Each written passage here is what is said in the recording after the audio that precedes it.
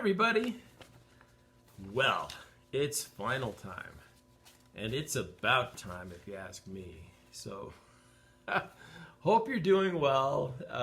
Hope I don't know how many courses you're taking. You're probably dealing with similar circumstances in your other classes. So, probably pretty challenging this week, huh?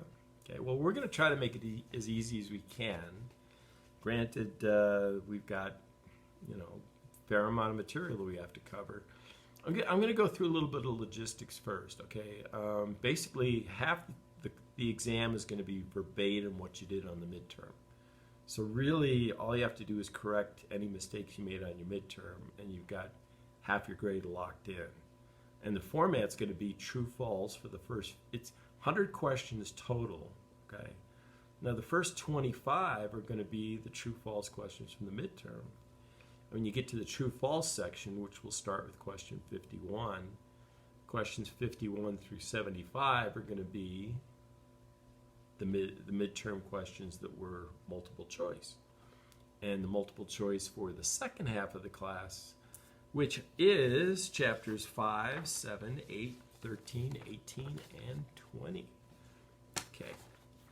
So, again, 1 through 25 is going to be true, false from the midterm. 26 through 50 is going to be true, false from those other chapters since the midterm.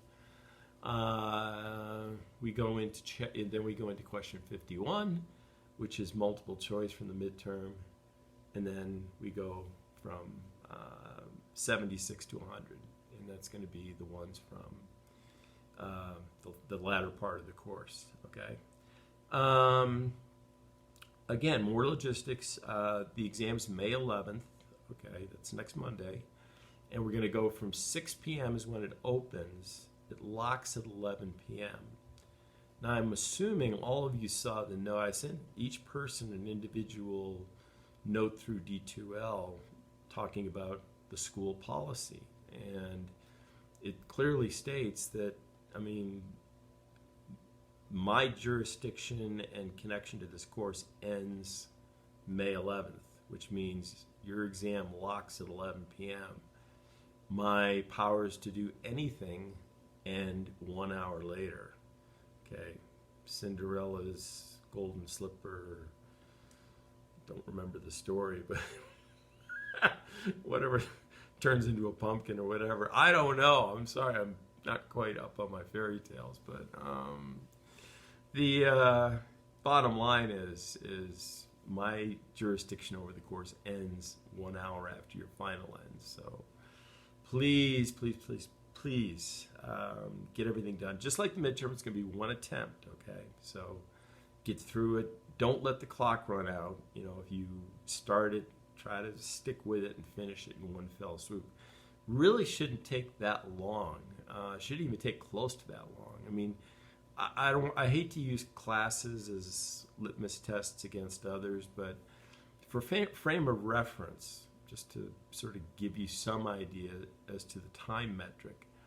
Last year it took about, everybody was done in about 2 hours. I think, the first student was finished about 1 hour and 40 minutes, and the last student was finished after 2.5 hours. So you've got 5 hours to do it. So, and that's on purpose. I want to make sure you're not pressured. And again, I know you're going through enough stress as it is. So should give you a chance to breathe.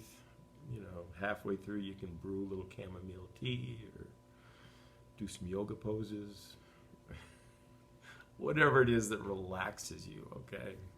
Watch a few minutes of whatever show you watch to relax, okay? So what we're going to do is now we're going to jump into these chapters and do a pretty detailed review. What I've done is I've listed the key points for each chapter that are on the final. And then I've also listed the page that point is, the detail on that point can be found at, okay? Because my students deserve nothing but the best. You're probably saying to yourself, yeah, Bill can be a good sort, but he blows a tsunami of smoke up our butt once in a while. And that would be fair to say. Now, the other thing, too, I wanted to point out, see this thing here? Here's the reading material. This is what takes you 10 minutes or 30 minutes to slog through. This, on the other hand, takes 2 minutes to slog through. These are the definitions of things. For example, what is planning? What is organizing? Well, right there, you get one paragraph on planning and one paragraph on organizing. So everything in a very nice, short, concise form. So hopefully that'll be helpful to you. Now, of course, aside from this video that I'm just about to put up on D2L, you're also going to get the full hard copy of the review pages. And again, it'll list, it's not going to, I mean, you'll see as we go through. It'll list the topics that are critical, and then it'll tell you where to find the information relevant to that topic. So just go research it. Make sure you understand. If you understand it, you got it nailed, really. No one's trying to trick you on this test. I mean, this is just to see, do you understand the core concepts of introduction to business? So, and that's really sort of been the goal from day one. So I'll start with Chapter 5. Of course, I'm going to have to occasionally glance down and look at this page to make sure that everything is in order. First question is understand the 3 basic forms of business ownership. Now, we've talked about this at length, but they're sole proprietorship, which is where you own it, it's your gig, and you're liable down to the last shirt button. You reap all the rewards, but also if the company goes broke, you're on the hook, right? I mean, it's risk reward. As my favorite philosopher Elmer Fudd used to say, "Whoa, it's a cool world, Wabbit." So if you take the risk, you have to be careful how you run your business, because you're going to be on the hook for things if things don't go well. Understand the benefits and disadvantages of each. Okay, sole proprietorship, again, risk reward. You do it well, it becomes profitable, you make a lot of money. Awesome. The other type is partnership. Now, the beauty of a partnership is, you can complement your skill set. In other words, you may be tremendous at art, or you may open a guitar store, you may be an incredible musician, but you're not great at accounting and bookkeeping, those type of things. So now you bring somebody in who can complement your skills and also wants to invest in your business. And there's a couple of ways to do that. One is equal partnership, where you split the risks, split the rewards, split the liability, or what's called a limited partnership, okay? The main partner, the owner for all intents and purposes, is the general partner. The general partner, as the name implies, reaps the largest batch of the rewards, but also is on the hook for the liability. A limited partner is only on the hook, and this is a key point to remember, is only on the hook for the amount of money they invested. So if you have a business where somebody says, "I like what you're doing, I'd like to invest, I don't want to be 50-50, I don't want to take the risk on of being a split partnership, but I'd love to get maybe 20% of the business, and so here's X amount of dollars to be a limited partner." Well, that 20% investment is all the limited partner can lose legally, okay? You're on the hook for the rest. That's the challenging aspect of it. Another question is, what's a stockholder? Well, a stockholder is an owner in a corporation. Companies issue stock, okay? Pros and cons, actually more pros than cons. The pros being that if the company goes out of business, you're only on the hook for the price of your share of stock, okay? You're not on the hook for the debts of the company, you're not on the hook for any liabilities, you are if you buy a company's stock for $10 a share, you're out your $10. That's really what it amounts to. The other thing is corporations have what's called double taxation. We talked about this before, but I want to revisit it because it will come up on the final. And double taxation is if a corporation makes a profit, the government's going to tax the corporation's profits. Correspondingly, you as a shareholder, if the corporation's doing well, that stock will rise in value. If you decide to sell it at a profit, the government is also going to tax your profits on that sale of stock. So hence, double taxation.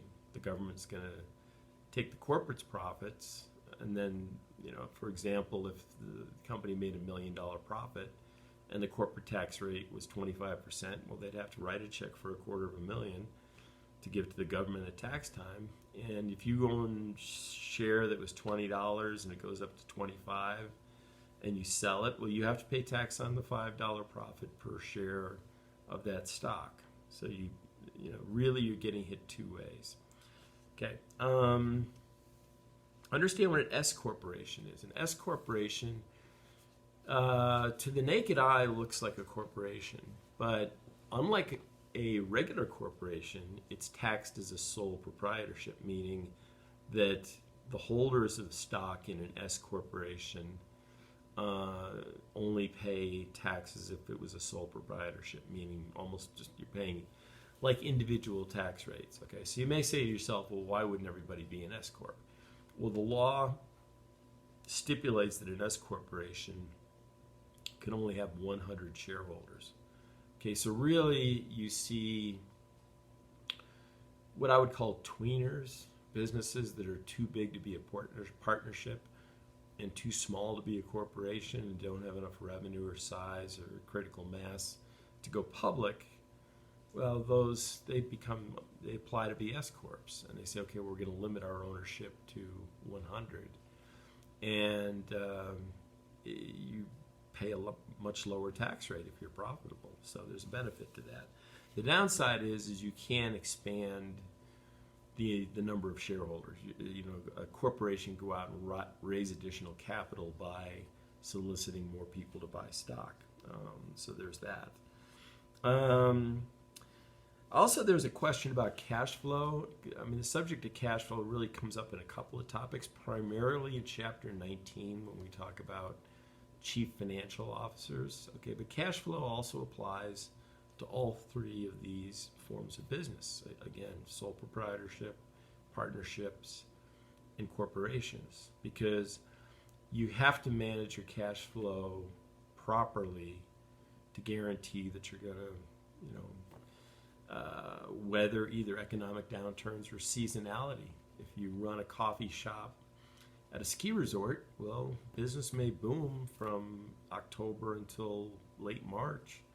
But then in the middle of summer, unless it's a town where they do a lot of events in the summer, your coffee shop may not have quite as much business, but your insurance is going to stay the same, your rent's going to stay the same, your employee pay is going to stay the same if you've hired employees. So those are things to consider, okay? So that's about it for Chapter 5. Again, like I said, all of this is going to go up on D2L, so you can just print it out and have it handy. The key takeaways of Chapter 7. One of the first key points is what are the 4 key management functions? They're planning, organizing, leading, and controlling. Okay, planning clearly is, to me anyway, the most vital. Okay, I've said before, a goal without a plan is just a wish, right? I mean, you need to know where you're going, and you need to have a roadmap. And especially if you're starting a business, for example, you're going out to solicit funds, the first thing someone's going to ask you in one way, shape, or form is, what's your plan? And you have to be able to lay it out. And also it applies not just to raising funds for a business, but companies will say, what's your 5-year plan, or where do you see yourself in 5 years? Well, you need to be able to talk about that. And I think the best way to do it is two things. Don't talk about what you want to get. I say, well, I want to be making a six-figure salary. No, don't. That means nothing to them. You say, here's who I want to be. I want to be respected as a subject matter expert in my field. Those type of ambitions resonate. And you also want to talk about it in the concept and in the frame of reference of that company. My 5-year plan is, here's where I want to be in 5 years, and talk about it in the frame of reference of what that company does. So that's music to their ears. They're thinking, okay, here's somebody who's tuned into what it is that we do, and here's somebody whose head's really in the game versus somebody who's not. Okay, so that's planning. Organizing is getting the pieces put together, right? I mean, you gotta juggle. It's organizing a company is a highly, try not to use too many complex words here, but it's highly iterative, meaning that things keep moving in and out, and highly interrelated, meaning that manufacturing and sales are two separate groups, but they're sort of joined at the hip as far as communication is concerned, right? Sales needs to tell manufacturing, here's what we expect to sell next quarter. So manufacturing can then go to purchasing and say, here's the raw materials we're going to need to produce what sales needs. So if you get a breakdown in communication, then you get a breakdown in profitability. So organizing is very important. Leading,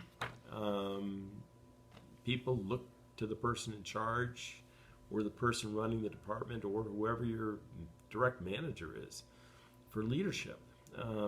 You set the example. Okay, people are going to follow you, and if you're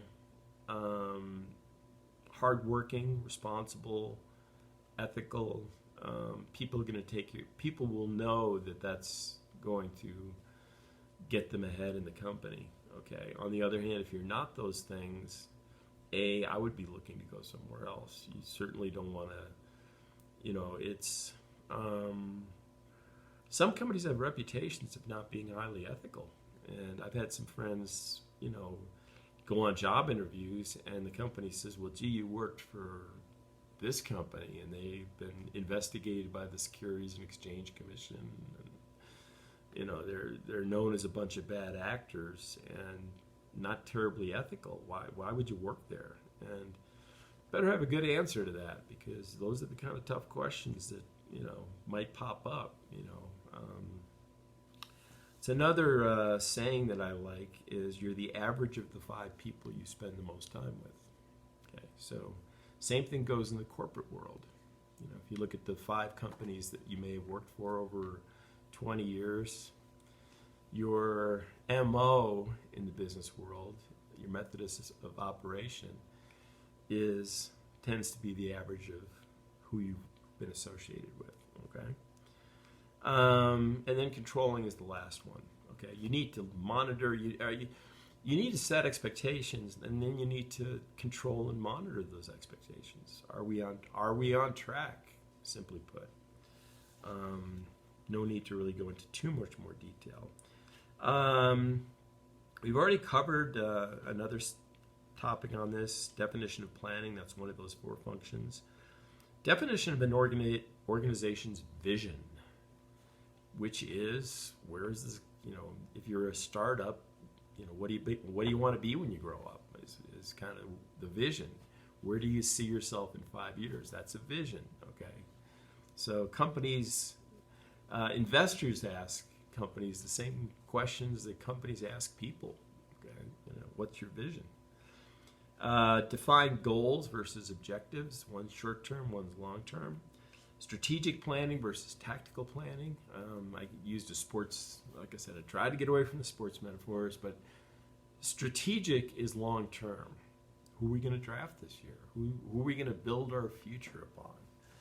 Tactical is, how do we win the game this Sunday, so we can keep our jobs for another week. I hate to get down to that level, but that's kind of what it's all about.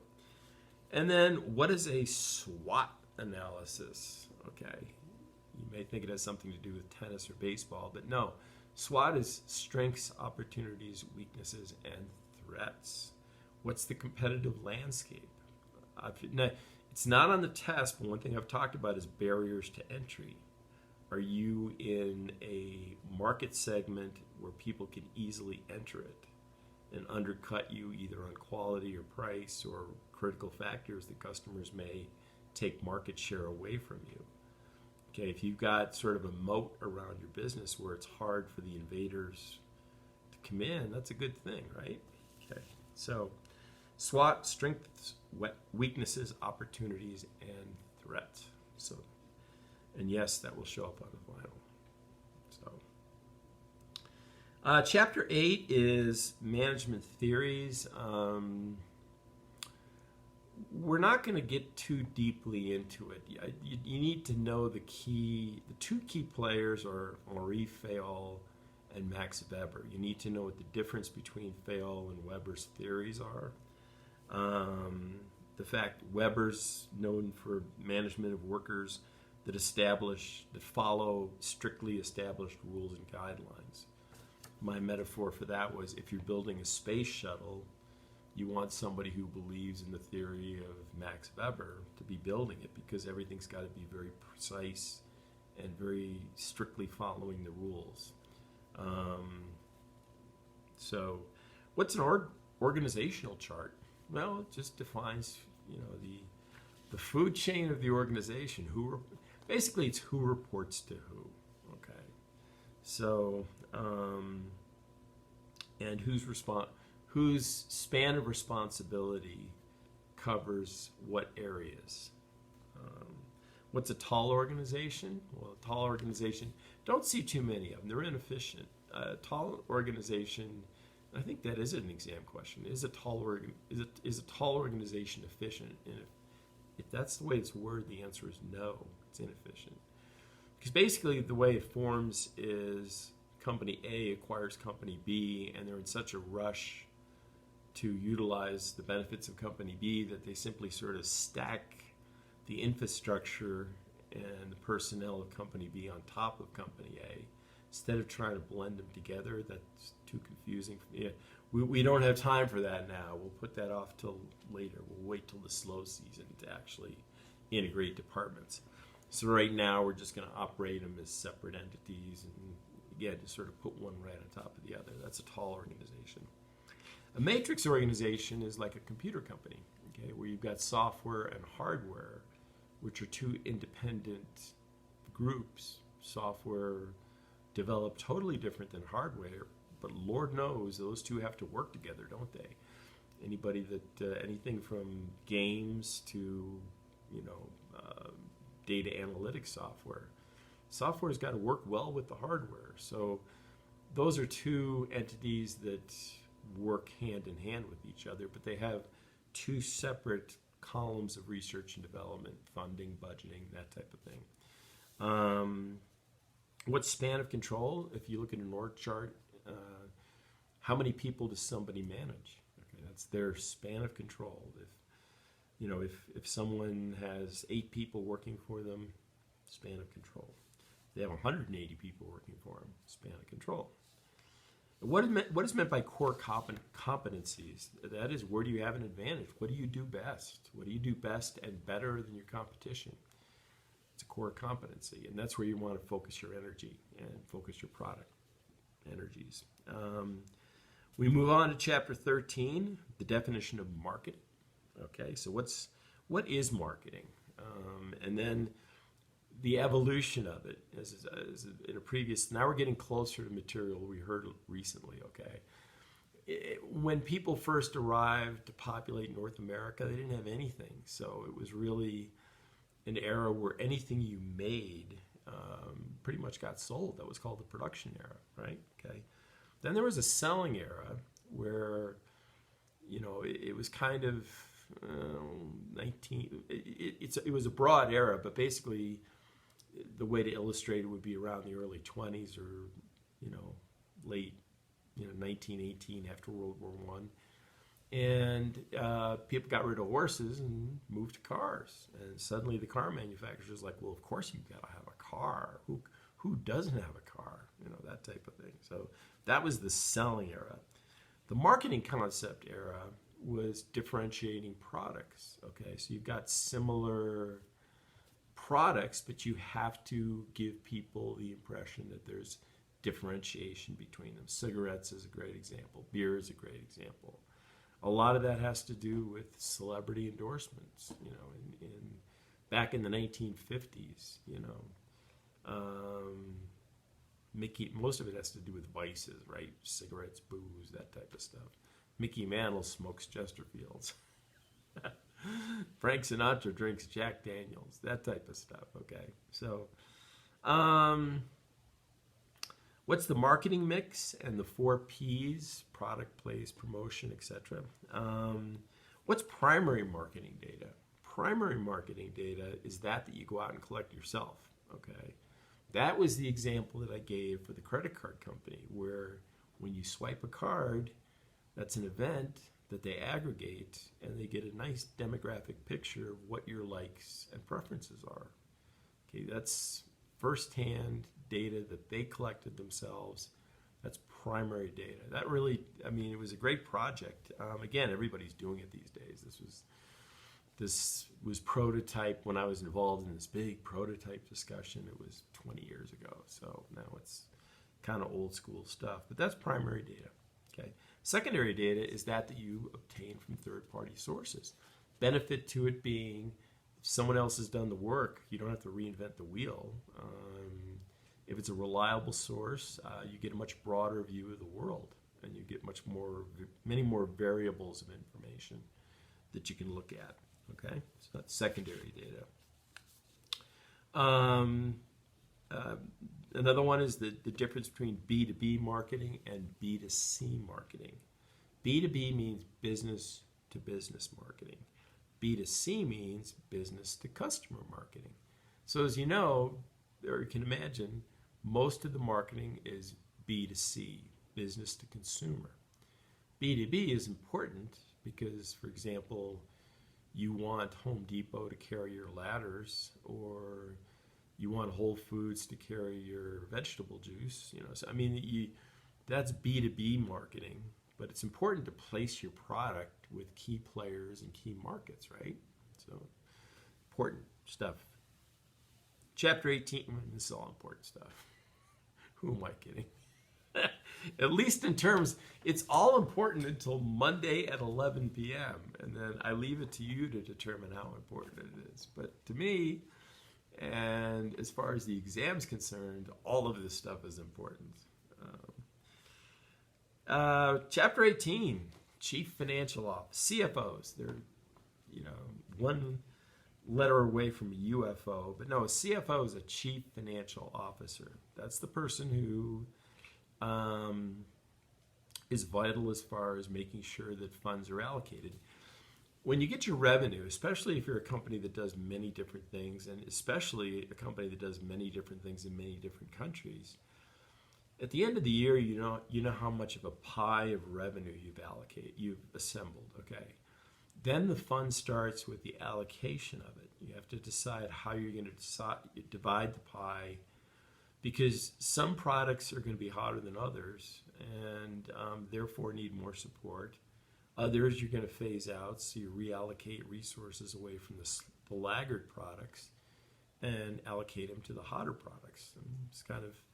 And that happens in really kind of every industry, right? I mean, cars, the hottest selling car gets the attention, gets the ads. The older ones that are maybe a year away from being phased out, those sort of move to the back of the lot and you don't see any ads for them. Bands in the music business have a certain shelf life. There's that aspect of it. One thing that comes up on the exam is undercapitalization. Very bad thing to have undercapitalization. That means you just don't have, you look at how much money it's going to take to run your operations for a calendar year or a fiscal year, and you're going to come up short. So the question is, what's the best way to fund our operations? Now the question gets someone clearly is going to ask you the question: are you going to be able to continue as an ongoing concern?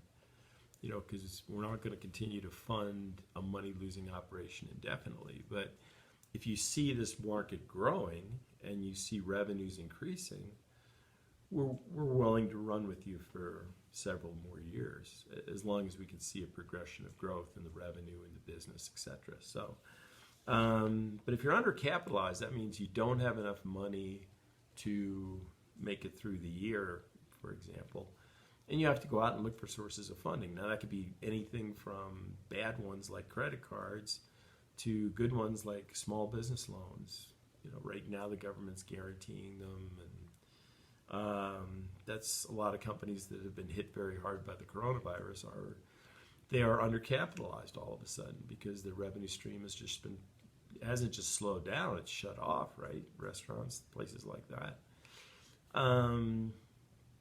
So those are things that, undercapitalization is a vital topic, especially in the age of coronavirus. What two types of debt financing is available to a firm? Short term, that can be debt equals, three words that could be used interchangeably. Leverage equals debt equals bonds. Okay, we talked about stock being ownership, bonds being debt. Okay, so you can issue bonds, and that's where the company will say, okay, we're going to pay you 3.5% interest on this bond that will mature in 2 years. So you say, okay, here's the money. Now, 2 years later, you're expecting to get 3.5% back. The riskier the company, the higher the interest rate correspondingly. There's government bonds work the same way. I mentioned 2 weeks ago, Argentina. A U.S. Treasury is a 10-year Treasury is a little less than 1%, but an Argentina 10-year bond is 25%. Why is it so astronomically high? Because Argentina's defaulted a lot on their debt. So that counts. And then a capital budget versus cash budget. Cash budget is the day-to-day, month-to-month, year-to-year expenses. Capital budget is we're going to buy new equipment, we're going to buy a new plant, we're going to buy long-term assets, typically things that have a useful life of more than 3 years is looked upon as a capital asset. Okay? Which brings us to chapter 20, the last of the last. So hang with me for another couple of minutes. What is money? It's anything that's generally accepted as payment for goods or services. Who controls the money supply? Like I said last week, woe be to anybody that gets this wrong. It's the Federal Reserve. That's it. There's no other entity. The Treasury is involved with releasing it. And actually, there's a third entity, the Bureau of Engraving and Printing, that actually, makes it, prints it out. But the control of it is controlled by the Federal Reserve, and the metaphor I gave is the speedboat captain. When the Fed wants to put more money into the money supply, the captain hits the throttle, the boat speeds up, money flows into the economic system, the boat speeds up, the boat theoretically being the economy. And then when things get a little sort of overvalued or overheated, sometimes the captain will pull back on the throttle, and that gets done by raising interest rates. Okay. Demand deposits are funds like your checking account, your debit card. The bank keeps them, and they are responsible for providing them to you upon demand, hence the name demand deposit. Now, you may say, and the other type is a time deposit. That's like a certificate of deposit, also an exam question. Certificate of deposit, for example, the bank will say, okay, a 1-year certificate of deposit will pay, it'll pay less probably, but I'm just for argument's sake, say 1.1%. So why would a bank pay you 1.1%? Well, With time deposits, that guarantees that the bank has funds available to loan to businesses. Okay, so when you walk out the door with your CD, you gave them $1,000, and they basically gave you receipt for your CD. Now they've got an extra $1,000. The next person walks into the bank, wants a small business loan. Yours and maybe 50 other people bought that CD for $1,000. That's $50,000 of a small business loan that the bank can make at a higher interest rate, which is what keeps the doors of the bank open. Okay. Fiscal policy, that's Congress. That's your elected representatives, and that is budgets and taxation. And last but not least, credit unions are member-owned financial cooperatives. True.